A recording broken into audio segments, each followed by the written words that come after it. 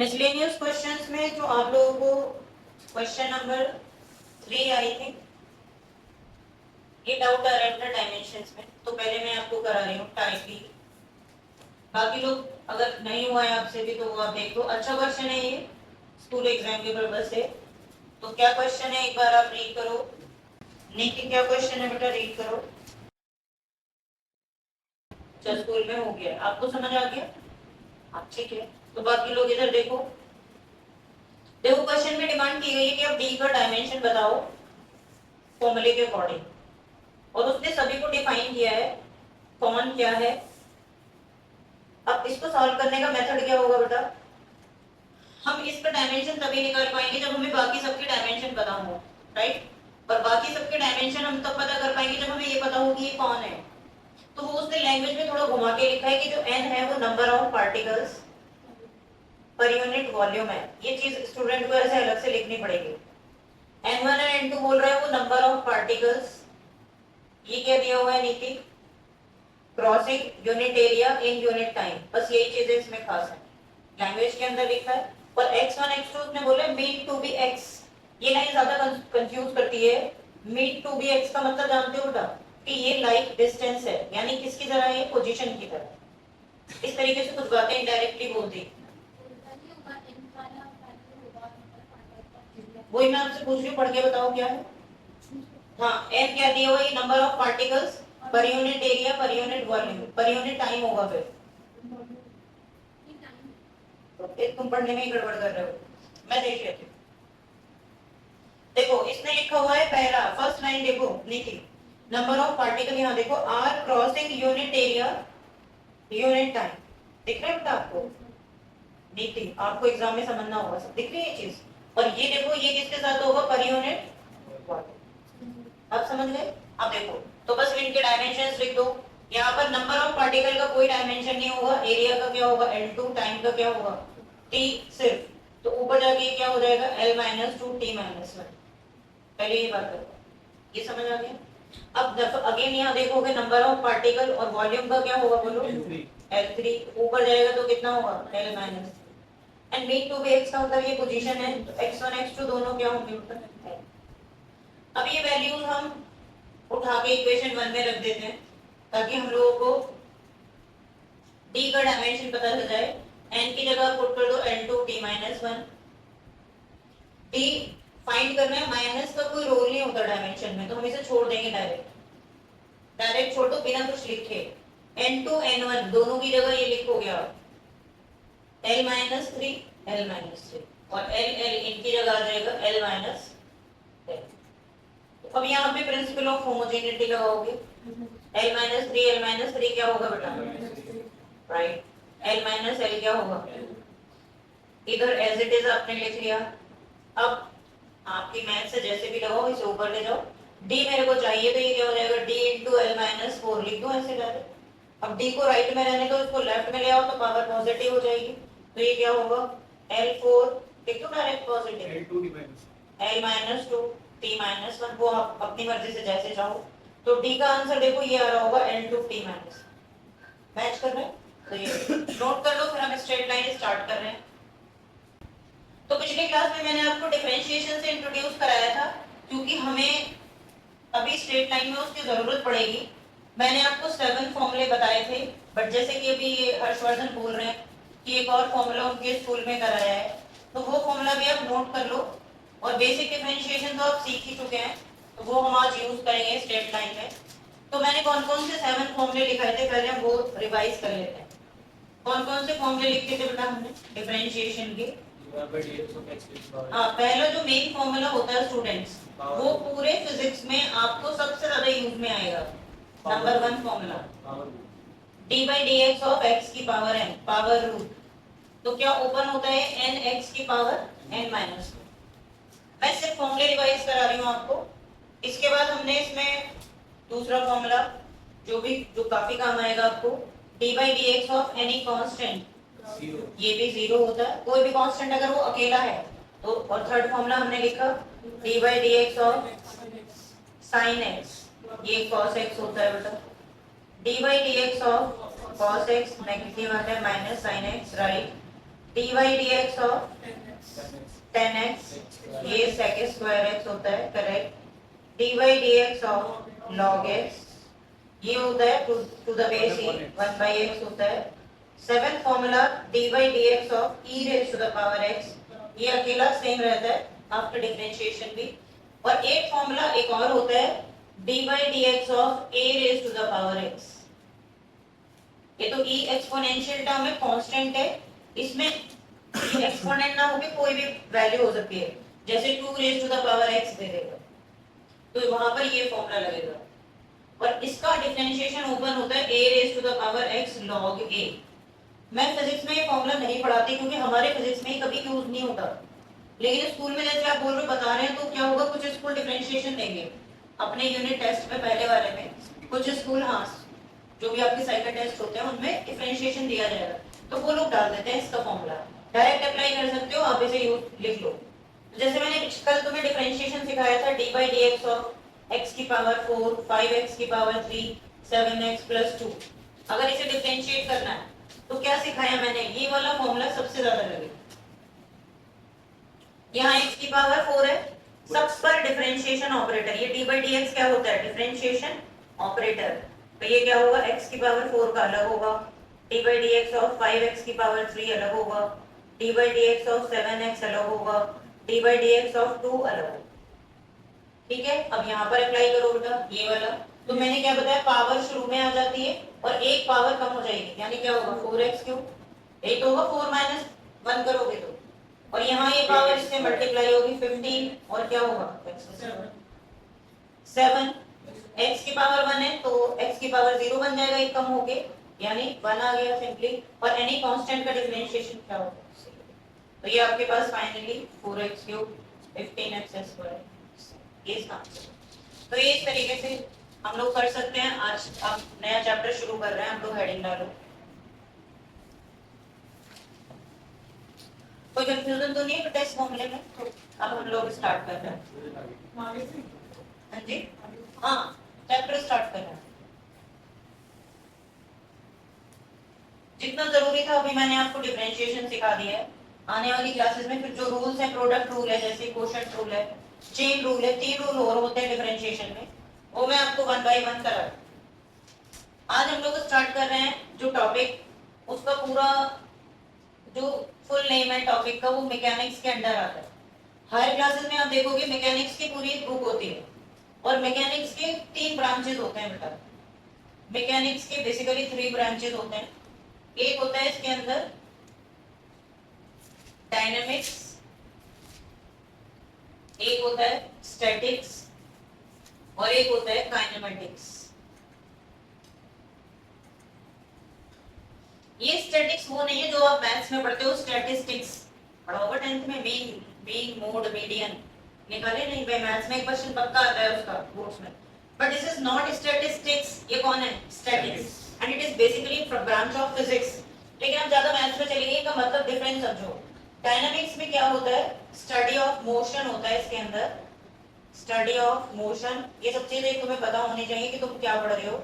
Of an object with knowing the cause, हमें ये पता होना चाहिए फोर्स कहाँ से लग रही है, बॉडी क्यों मूव कर रही है, सारे कॉजेस पर जब स्टडी किया जाता है तो वो डायनामिक्स के अंदर आता है।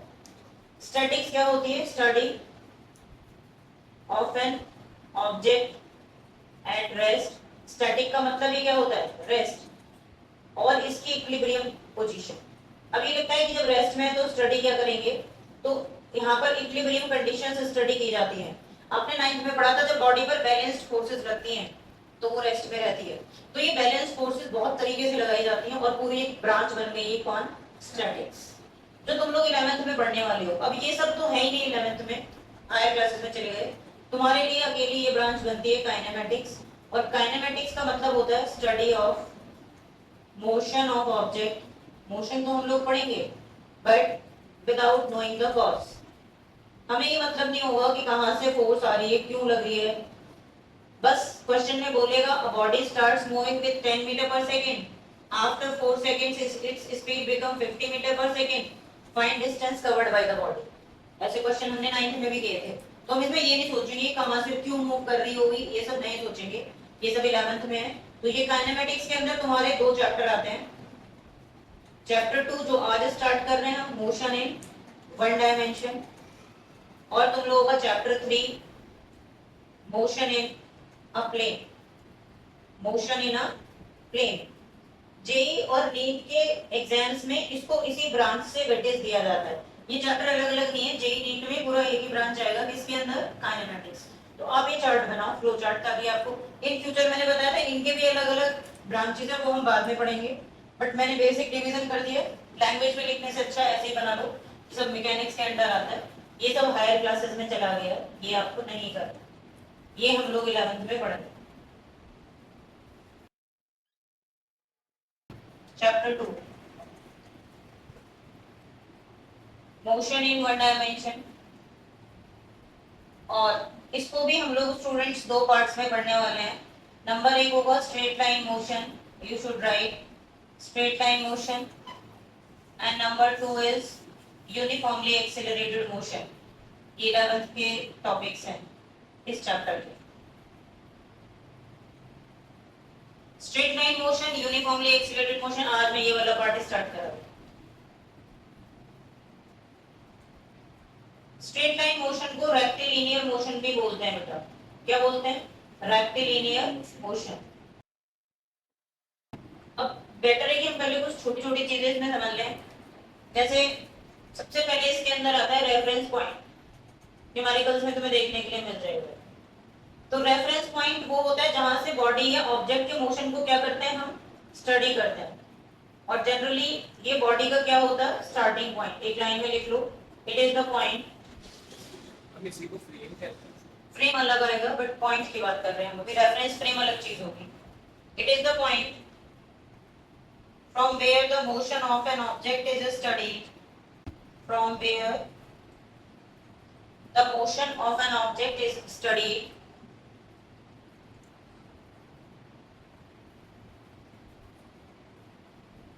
generally it is a starting point। आप लोगों के लिए generally it is a starting point।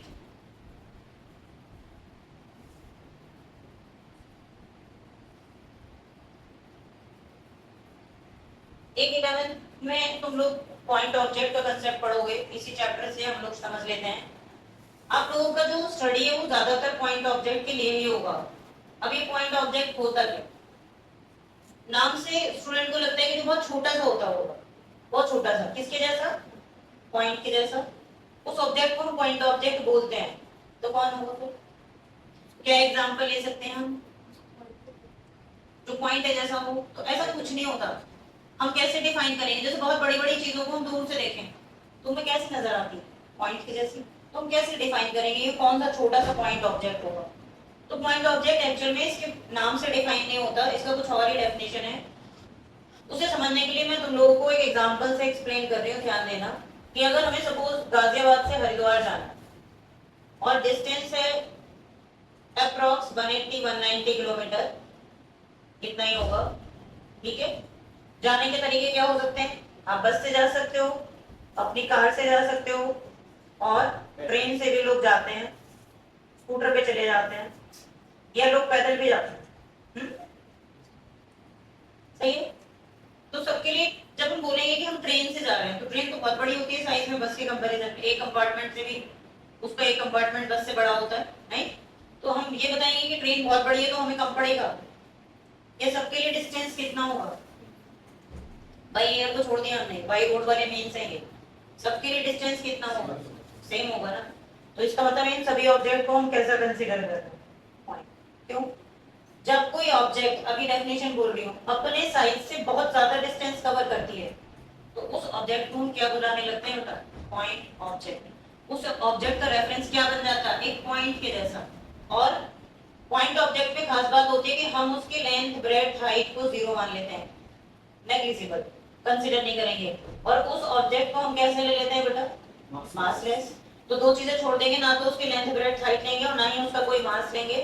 और ऐसा तब होगा जब ऑब्जेक्ट अपने साइज के कंपैरिजन में बहुत ज्यादा क्या कवर कर लेगी, डिस्टेंस। ये कीवर्ड हो गया याद रखने के लिए। एक लाइन में लिखो, when an object covers a very large distance, when an object covers a very large distance with respect to its size, then it is assumed as point object. Then it is assumed as point object. Bracket में लिखो, point objects are dimensionless. Dimension का मतलब वो वाली dimension नहीं है, no LBH, ये लिखना. लेंथ ब्रेड्थ हाइट का ना होना, उसके डायमेंशंस का ना होना. Point object is assumed as dimensionless. Bracket मतलब फिर से कॉमा लगा के लिखो, नो LBH, पॉइंट लेना, एंड मासलेस. हटा दो ये बेसिक चीजें, अब आगे चलते हैं. शुरुआत 9th से ही होगी जो 9th में आपने पढ़ा, और फिर हम उसको कनेक्ट करेंगे 11th के टॉपिक्स के साथ. तो 9th में भी कुछ चीजें आती हैं, उनको हम जो बहुत जल्दी से समराइज कर रहे हैं. जैसे एक दो टर्म आप लोग पढ़ते हो स्टूडेंट्स, डिस्टेंस और डिस्प्लेसमेंट. हम इनके की पॉइंट समझते हैं. डिस्टेंस क्या होता है? Total path length. आपको कहीं कुछ गलत लगे, अलग लगे, मुझे बता देना. कोई भी बॉडी जितनी पाथ लेंथ कवर करती है उसको हम क्या बोलते हैं? Distance. It is always positive. हमेशा कैसी होती है बेटा? पॉजिटिव होगी. नंबर 3, इसको हम मीटर में मेजर करते हैं और इसका डायमेंशन क्या होता है? m0, l1, t0, और ये हमेशा स्केलर क्वांटिटी होती है. हालांकि स्केलर वेक्टर में हम बाद में जाएंगे, लेकिन इतना तो हमें पता ही है कि कैसी क्वांटिटी होती है, scalar. Displacement, shortest distance between two points. Shortest distance. और दूसरा क्या काम होता है इसका बेटा? Change in position. ये क्या होता है? इट मे बी, बोलो, 0, पॉजिटिव, और कैसी हो सकती है? तीनों हो सकते हैं इसमें. और ये कैसी क्वांटिटी है बताओ? इनमें से कुछ लिखना है. सब पता है आपको? तो सब पता है तो ठीक है. इसके बेसिक से क्वेश्चन करते हैं. मैं इसमें 3-4 चीजें बता रही हूँ. नीति आप लिख रहे हो? हटा दो बेटा. ठीक है. तो मैं आपसे छोटे छोटे क्वेश्चन पूछती हूँ, आप उसको 10-10 सेकंड में आंसर करो मुझे. क्या क्या? नंबर 1, आप घर से स्कूल जाते हो और स्कूल से वापस घर आ गए. x किलोमीटर आपका स्कूल है. डिस्टेंस बताओ, बोलते रहो. डिस्प्लेसमेंट बताओ. राइट. डिस्प्लेसमेंट 0, डिस्टेंस क्या होगा? इससे ही समझ आता है कि जब बॉडी का इनिशियल और फाइनल पोजीशन सेम होता है, घर से चले थे घर पे आ गए, तो डिस्प्लेसमेंट हमेशा क्या होगा? 0. नंबर 2, आप घर से स्कूल गए, रास्ते में एक स्टेशनरी शॉप पर आप खड़े हुए हो. घर से स्कूल 7 किलोमीटर है, स्टेशनरी शॉप 3 किलोमीटर 5 किलोमीटर पर है. वापस आते हुए दोनों बताओ, डिस्टेंस और डिस्प्लेसमेंट. Distance 12 kilometre. बोलो डिस्टेंस कितना हुआ? 12 किलोमीटर. 10 सेकंड से ज्यादा नहीं लगने चाहिए. डिस्प्लेसमेंट 2. राइट. घर से कितने दूर खड़ा है स्टूडेंट? 2 किलोमीटर. नेक्स्ट, एक कार ए पॉइंट से शुरू करती है, बी पर गई, सी पर रुकी हुई है. ये 3 किलोमीटर, ये 4 किलोमीटर. क्या बोला मैंने? कार ए से चली, बी से होती हुई सी पे रुक गई आके. दोनों बताओ. अंश. डिस्टेंस. डिस्टेंस. डिस्प्लेसमेंट आप बताओ तुषार. 5. अंश कैसे निकालेंगे? डिस्टेंस तो सबको समझ आ गया 7. अब एक चीज सीखो, जब भी तुम्हें डिस्प्लेसमेंट निकालना है, शॉर्टेस्ट पोजीशन होगी. मैंने तो बहुत सिंपल बनाया, तुम्हें बस एक बात याद रखनी है, इनिशियल और फाइनल पॉइंट को पकड़ो, एक स्ट्रेट लाइन से जाओ. क्या रह जाएगा अंश? अब एक राइट ट्रायंगल बन गई, ट्रिपलेट बन गया किसका? 3, 4, 5, पाइथागोरस थ्योरम. तो लिखेंगे कैसे? लिखने का तरीका, डिस्प्लेसमेंट AC होगा, और AC कितना आ गया? डायरेक्ट लिख रहे हैं 5. एक बॉडी सर्कुलर पाथ पे घूम रही है, रेडियस R है, P से चली P पर आ गई, एक चक्कर लगा के. जल्दी बोलो, 10 सेकंड से आ रहा योर है. Distance 2 pi r. Distance 2 pi r. 2 pi r. अब मैं जिससे पूछूंगी अगला वाला आंसर वही बताएगा, बाकी सब अपनी अपनी नोटबुक में लिख लेना. पार्टिकल P से चला, P पर एक चक्कर लगा के फिर Q पे आके रुक गया. सुन लो, P से P पे चला, Q पे खड़ा हुआ है पार्टिकल, रेडियस R है. अपनी अपनी नोटबुक में निकाल लो डिस्टेंस और डिस्प्लेसमेंट. अंश क्या बोला मैंने, समझ आया बेटा? दोबारा सुन लो बेटा. P से पूरा चक्कर लगा के एक चक्कर लगाया और फिर दोबारा आधा घूमा और कहाँ रुका हुआ है? निकालो, जिससे पूछूंगी वो बताएगा। पहले वाले सब एग्जांपल हटा दूं। डिस्टेंस आएगा आपके पास 3 पाई आर और डिस्प्लेसमेंट आपके पास आएगा pi R. Another answers, is it correct? दोनों आंसर्स कितने स्टूडेंट्स ने यही निकाले? रेज योर हैंड जिनके यही आंसर है। अदर आंसर्स, डिस्प्लेसमेंट 2r होगा, आप बोलो। डिस्टेंस पाई आर होगा, आप बताओ। एक सेकंड, राइट, आप बोलो विधि। डिस्प्लेसमेंट डिस्टेंस क्या होगा, आप बोलो। यही मतलब पाई आर, राइट। Very good. देखो आंसर अब जेई वाले 4 ऑप्शन कहां से लाएंगे? आप भी लोगों से तो पूछेंगे वो लोग 2.5 पाई आर, 4 ऑप्शन कहीं ना कहीं से आप भी जैसे लोगे। ऐसा तो है नहीं कि आपने कोई मेथड यूज नहीं किया, मेथड से आंसर निकाल रहे हो। तो वो इसीलिए 4 ऑप्शन ऐसे नहीं कि रैंडम बनाए जाते हैं, उनको पता है कि स्टूडेंट क्या क्या अप्रोच लेके चल सकता है। और आपको जैसे ही अपना ऑप्शन मिलता है हम खुश हो जाते हैं कि मेरा आंसर आ गया, लेकिन हमें थोड़ी पता है कि वो नेगेटिव में चला गया। देखो जरा, कोई बात नहीं है, अभी सिर्फ मैं सिखा रही हूँ, आप गलती कर सकते हो, जितनी चाहे गलती करो, कोई दिक्कत नहीं है, सीखो। जिन लोगों को अभी डाउट है या कॉन्फिडेंस भी है और फिर भी गलत हो गया तो वो समझो बेटा। डिस्टेंस कैसे निकालते हैं स्टूडेंट्स? वो पी से पी पर गया और क्यू पर रुका हुआ है, कैसे चल रहा है? अब वापस डेफिनेशन पे चले जाओ, मैंने इसीलिए बोल लिखी थी डेफिनेशन। टोटल पाथ लेंथ, उसके रास्ते पर नजर रखनी है हमें। और रास्ता क्या है उसका? सर्कल का सर्कमफ्रेंस। एक चक्कर में 2 पाई आर चलेगा and then for half next round it will cover pi r. So those who calculated 3 pi r, it's the correct answer. Another, displacement. फिर से मेरी बात सुनो। डिस्प्लेसमेंट में हमारी नजर रास्ते पर नहीं होती, हमारी नजर कहाँ होती है?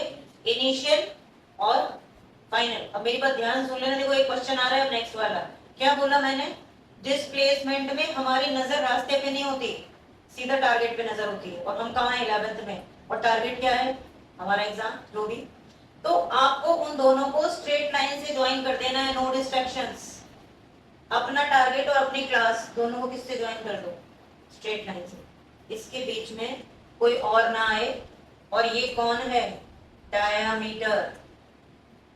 जो लोग पाई आर निकाल रहे हैं उनकी नजर रास्ते पर है, और जो लोग 2r बता रहे हैं मुझे, उनकी नजर कहां पर है? जो एक्चुअल में होनी चाहिए कि जहां से आप चले और जहां हो उस जगह को स्ट्रेट लाइन से ज्वाइन करो, then you will get the diameter of this part which is the as per question. अगर वो 1 मीटर देता रेडियस तो 2 मीटर हो जाता, डिपेंड्स ऑन द वैल्यूज। समझ में आया बेटा? जिन लोगों का गलत हुआ था तो तैयार हो जाओ नेक्स्ट क्वेश्चन के लिए। इसी तरीके से फिर आगे बढ़ो। ये आंसर लिखो बेटा, इसमें 2r करेक्ट है। कितने स्टूडेंट्स के दोनों करेक्ट हैं? Displacement and distance. Raise your hand, ऐसे उठाओ। गुड। चलो अब हम आगे चल रहे हैं, और फिर आप लोग अपनी अपनी नोटबुक पे बनाओ जरा। मैं क्या बोल रही हूँ उस पर ध्यान दो। पार्टिकल सर्कुलर पाथ पे घूम रहा है, पी से चला पी पर वापस एक चक्कर, फिर एक चक्कर लगाने के बाद फिर घूमा, क्यू पर आ गया, क्यू के बाद आर पर आ गया, रुक गया। यहाँ खड़ा हुआ है पार्टिकल, यहाँ पर रुका हुआ था। Now I am waiting for the answer. Both distance and displacement you have to find. P to P, P to Q to R via P to R, रुका हुआ है, R पर रुक गया है। Distance and displacement be aware। R पे रुक रहा है। हाँ जी, R पे रुका। Distance बता दो 7 pi R, और displacement आप अभी कैलकुलेट नहीं कर पाए। Tushar, displacement under root 2R 3.5 pi r। अब अच्छा 7 pi r upon 2 है। आगे बढ़ो हर्षवर्धन, आपने नहीं किया? कौन सा पार्ट? तो आप अपना आंसर बताओ, इनसे कंफ्यूज मत हो। आपका आंसर क्या है, जल्दी बोले। 11/4 pi r। 11/4 pi r। हाँ, और ये रूट 2 r। यही बता रहे हैं विधि। तो